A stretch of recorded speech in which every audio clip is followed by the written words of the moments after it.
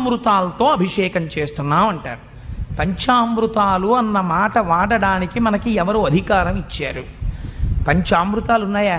5 అమృతాలు ఉన్నాయా ప్రపంచంలో? ఒకటే అమృతం. నువ్వు మరి పంచామృతములు అన్న మాట ఎందుకు వాడుతున్నావు అంటే, అందులో బాహ్యమునందు రావలసినటువంటి సుఖం ఏదున్నదో సుఖము, ఆంతరమునందు రావలసినటువంటి జ్ఞానము ఏకకాలమునందు మిళితమై ఉంటాయి. అందుకే శివలింగానికి ఏది జరగాలి అంటే కేవలము అభిషేకమే. అభిషేక ప్రియో శివ. మనం చెయ్యక్కర్లేదండి. విచిత్రం ఏమిటో తెలుసా? మనం అనుకుంటాం మనం శివలింగానికి అభిషేకం చేస్తున్నాం అనుకుంటాం. అసలు నిజంగా ప్రపంచంలో ఇంకా ఇలా చల్లగా ఉండి ఈ మాత్రం వర్షాలు పడి మనందరం ఇలా కులాసాగా ఉంటున్నామంటే కారణం ఏమిటో తెలుసా? శివలింగానికి తనంత తానుగా ప్రతిరోజు అభిషేకం జరిగిపోతుంటుంది ఒక చోట. ఎక్కడో తెలుసా అండి? రుద్రాధ్యాయ ప్రారంభ